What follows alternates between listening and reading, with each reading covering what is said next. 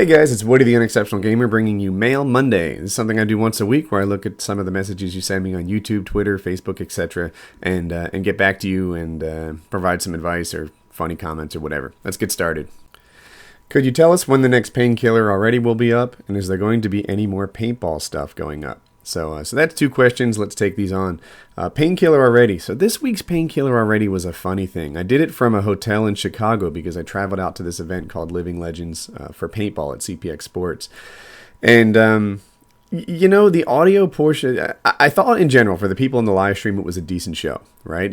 I had a video on, which I don't normally do, and I was doing, funny stuff and whatever. And if the show got slow, rather than push the topic along, sometimes I just dance on camera or put a shoe on my head or whatever.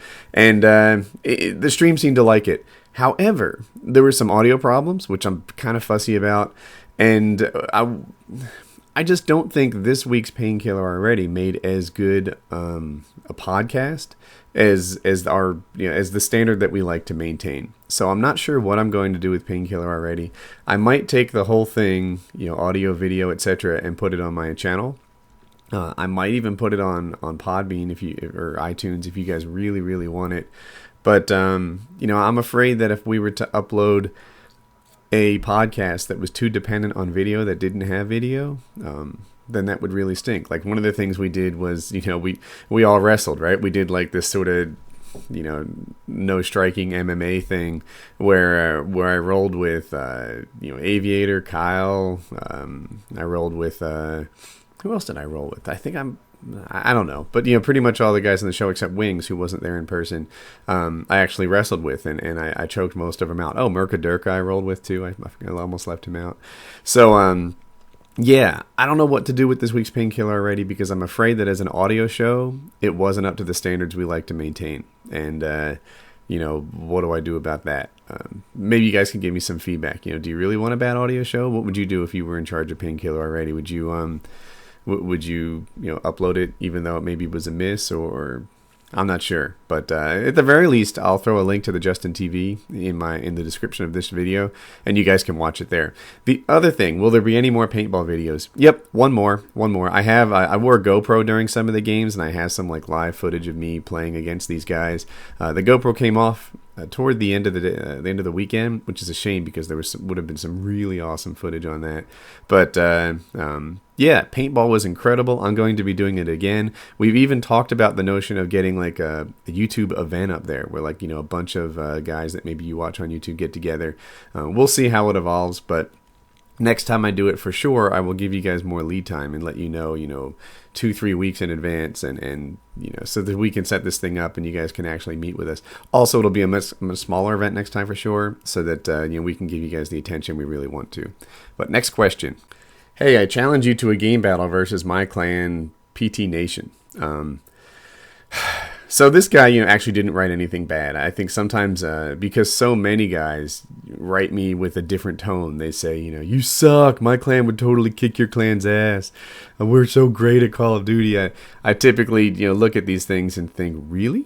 Are you suggesting that somebody on the planet is better at Call of Duty than I am? I wish I won that 3-piece right there. I already know that.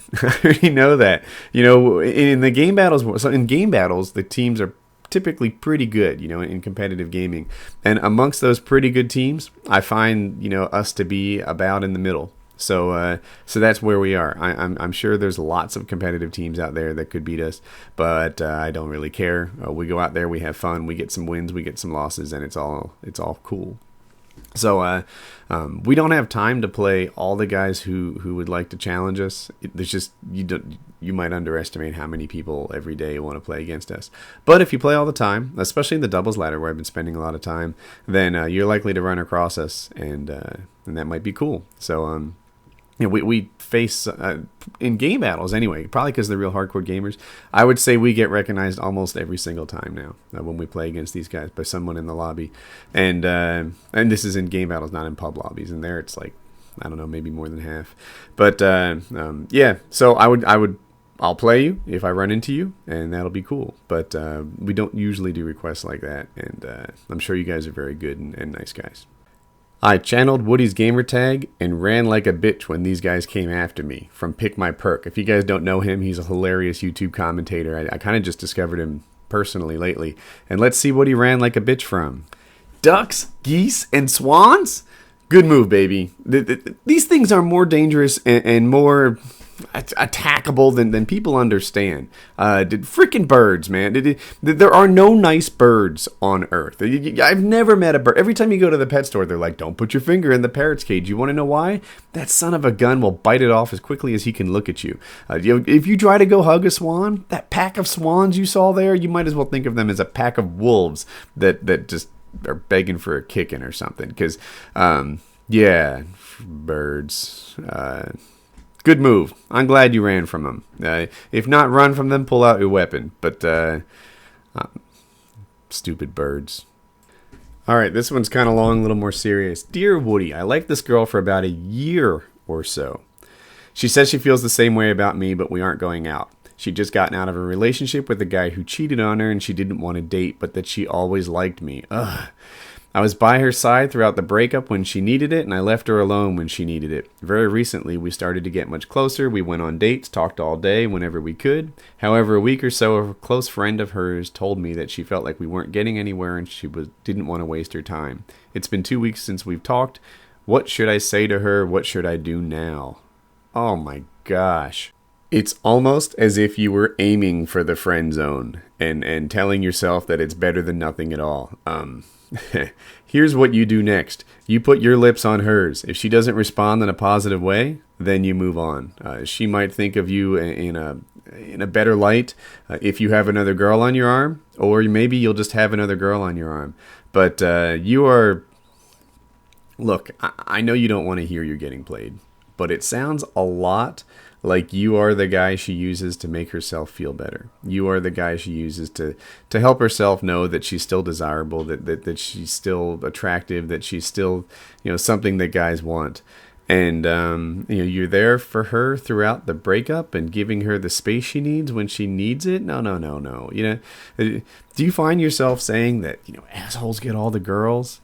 Man, it's not that they get all. They have confidence. They have excitement. They are, full-fledged people that don't depend on someone else to make themselves complete. And that's who you need to be. You can't be her other half. You owe it to your mate to be an entire person on your own. And my guess is that you're kind of was hoping she likes you. Double kill, baby. Anyway. When you have a girl like this, when you're stuck in the friend zone, what you do is you just confirm that this is actually the case. Make your move, see if she likes you. Be that, guy that other people want to be around, exciting and confident. And if that works out, great. If that doesn't work out, bummer. But at least you'll know, and then you'll be able to move on. Why do I revive this guy?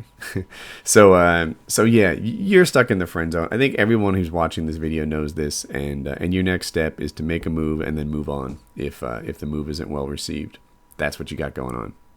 Is it possible to love someone that's hurt you in the past? Oh, it is easy to love someone that's hurt you in the past. As a matter of fact, love, friendship, relationship, etc. The people that you are close to are the ones that you're most vulnerable to. If some guy's just a total jackass, then it doesn't really matter what they think. But when a guy is your friend, or when you think that guy is your friend and he does you wrong, that's when it hurts the most. That's when it becomes the biggest deal. And I can totally see yourself being vulnerable to someone that you've had a relationship with, or still have those feelings even though they don't treat you right. That's the way things go.